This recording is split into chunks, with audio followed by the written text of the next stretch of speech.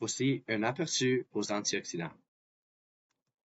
Il y a très longtemps, entre 50 et 200 millions d'années, les plantes qui s'adaptaient aux conditions de la Terre ont rencontré un problème: la création des dérivés réactifs de l'oxygène lors de la photosynthèse.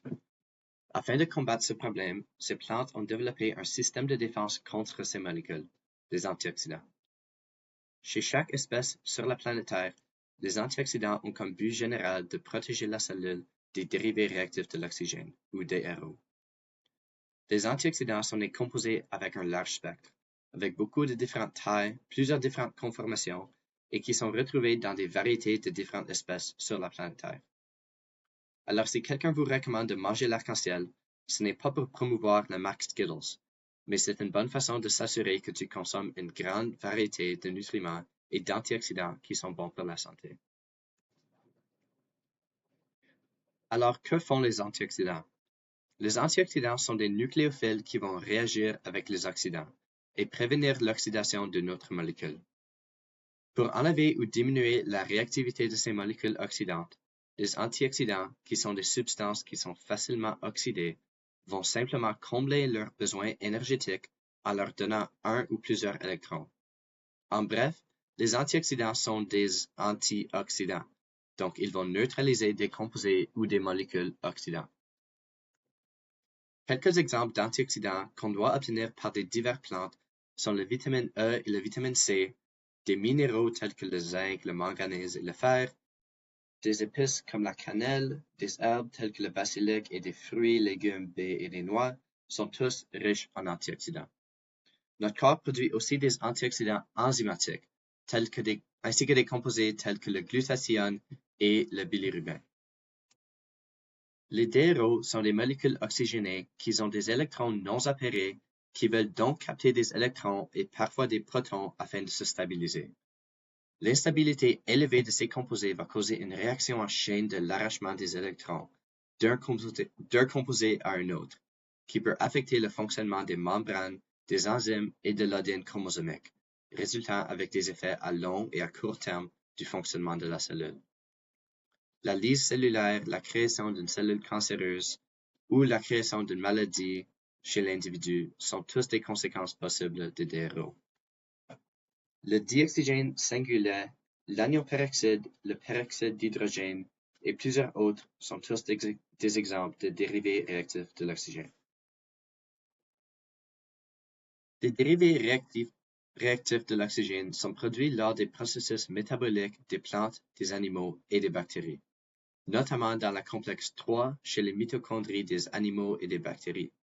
Chez les plantes, la création des DRO se passe dans les chlorophylles, dans le photosystème 2 et 1. Afin de déterminer les sources de DRO lors de la chaîne respiratoire, il faut inhiber le transfert d'électrons à des différents endroits dans le cycle et observer l'effet.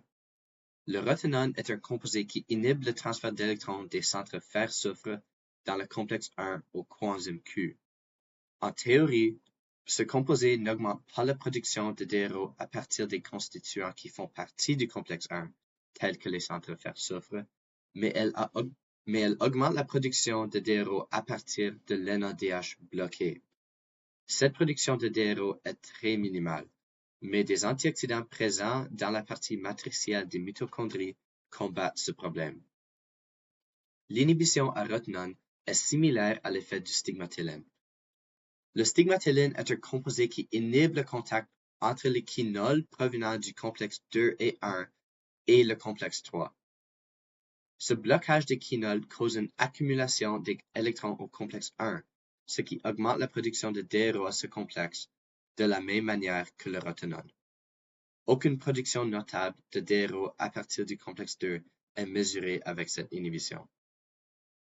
Le rotenone et le stigmatylène vont tous les deux réduire la production de DRO dans le complexe 3, à cause qu'ils limitent les quinoles qui seront normalement envoyées vers ce site.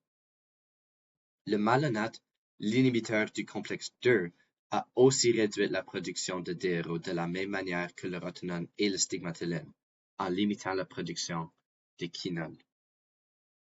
L'antimycine A est un antibiotique qui inhibe le complexe 3 de la chaîne respiratoire. Cette inhibition au complexe 3 est de loin la plus grande source de DRO produite par les processus métaboliques. Le fractionnement des électrons provenant du quinol qui rentre dans le site Q0 et qui envoie un électron chaque envers le site Q1 et le cytochrome C est la source de ces dérivés réactifs de l'oxygène. Le site Q0, qui est sur la face intermembranaire du complexe, est la plus dangereuse, car il y a une abondance d'antioxydants dans la partie matricielle des mitochondries, mais un manque dans la partie intermembranaire. L'antimycine A va créer une production de DRO plus accrue que normale au site Q0, ce qui crée un plus haut danger pour la cellule. Certaines conditions vont augmenter la production de DRO dans les mitochondries. Une théorie qui expliquerait une production accrue de DRO à partir du complexe 3 est une anomalie génétique dans la chaîne respiratoire, qui favorise la formation de ce dernier. Le niveau de polarité entre les protons pompés dans l'espace intermembranaire et la matrice est aussi associé avec une plus haute création de DRO. Le plus grand la polarité, la plus haute production de DRO.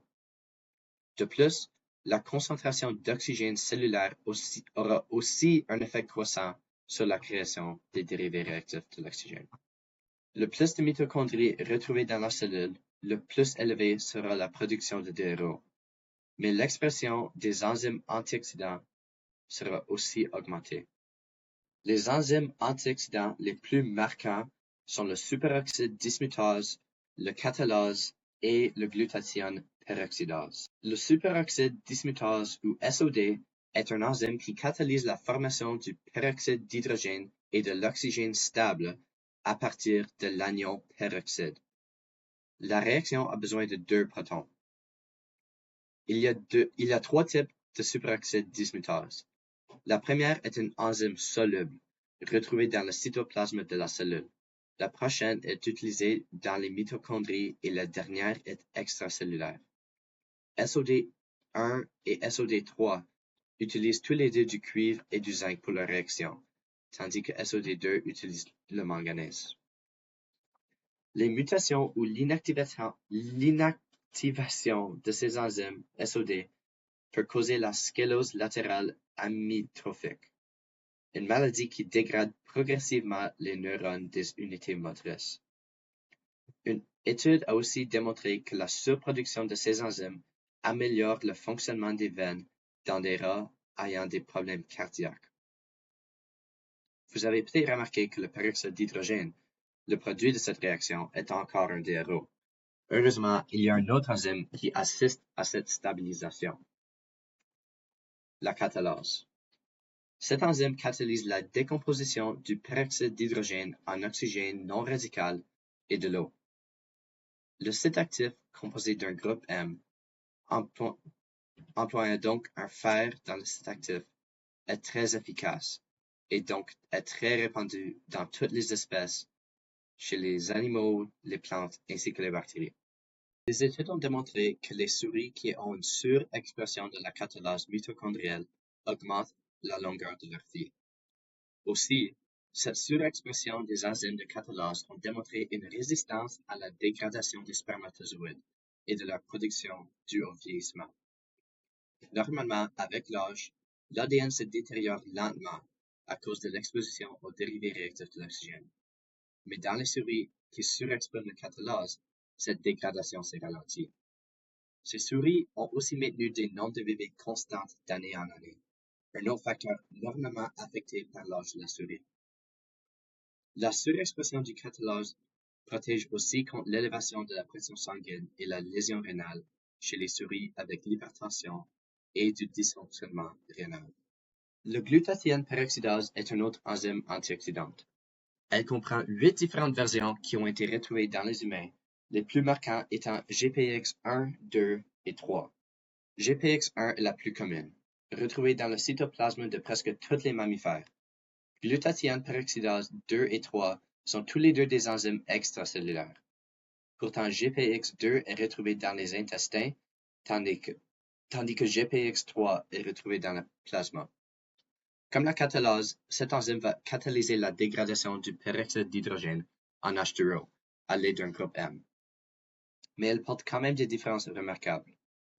Afin de convertir la seule molécule de peroxyde d'hydrogène en 2 molécules d'eau, il faut ajouter 2 protons qui vont provenir de la glutathione. Le glutathione peroxydase est une autre enzyme antioxydante. Elle comprend 8 différentes versions qui ont été découvertes dans les humains, les plus marquants étant GPX1, 2 et 3. GPX1 est la plus commune, retrouvée dans le cytoplasme de presque tous les mammifères. Glutathione peroxydase 2 et 3 sont tous les deux des enzymes extracellulaires. Pourtant, GPX2 est retrouvé dans les intestins, tandis que GPX3 est retrouvé dans le plasma.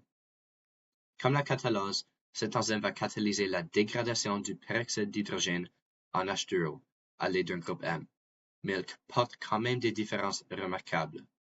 Afin de convertir la seule molécule de peroxyde d'hydrogène en 2 molécules d'eau, il faut ajouter 2 protons qui vont provenir de la glutathione. L'avantage que cette enzyme a sur la catalase est qu'il requiert seulement une molécule de peroxyde d'hydrogène. Cependant, l'utilisation du GSH comme donneur de protons, qui n'est pas nécessaire chez la catalase, n'est pas idéale. La prochaine enzyme, le glutathione réductase, n'a pas des effets antioxydants directs, mais elle catalyse la régénération du glutathione monomérique à partir de la version disulfide produite lors de la dégradation du peroxyde d'hydrogène par l'enzyme de glutathione peroxydase. Une seule molécule de NADPH est nécessaire afin de régénérer les 2 molécules de glutathione monomérique. Des autres sources de dérivés réactifs de l'oxygène sont des cancérigènes tels que la pollution. Fumer le tabac, être en contact avec des produits chimiques tels que les pesticides dans les champs agricoles ou en laboratoire, ainsi que les rayons ultraviolets sont aussi capables de créer des DRO. Nos corps sont constamment en bataille contre les DRO, surtout quand on fait de l'exercice. Donc, comment est-ce que l'exercice nous protège? L'activité physique régulière augmente les défenses antioxydantes des cellules. En faisant de l'activité physique, nous créons du stress oxydatif sur nos cellules. Ce stress oxydatif augmente la production naturelle d'antioxydants et d'enzymes antioxydantes. Ce niveau d'antioxydants élevé sert à contrôler l'effet des DRO produits même après la fin de l'exercice, ce qui protège les cellules à long terme. Pour résumer, les radicaux libres sont inévitables et sont constamment créés dans nos cellules, et ils ont la capacité à ravager nos corps. Heureusement, les antioxydants ont la capacité de neutraliser ces composés. L'inactivation des 3 enzymes antioxydantes ont des effets horribles, mais la surexpression ont des effets incroyables. Donc, en faisant de l'exercice physique régulier et en mangeant l'arc-en-ciel, nous pouvons limiter les dommages causés par les radicaux libres.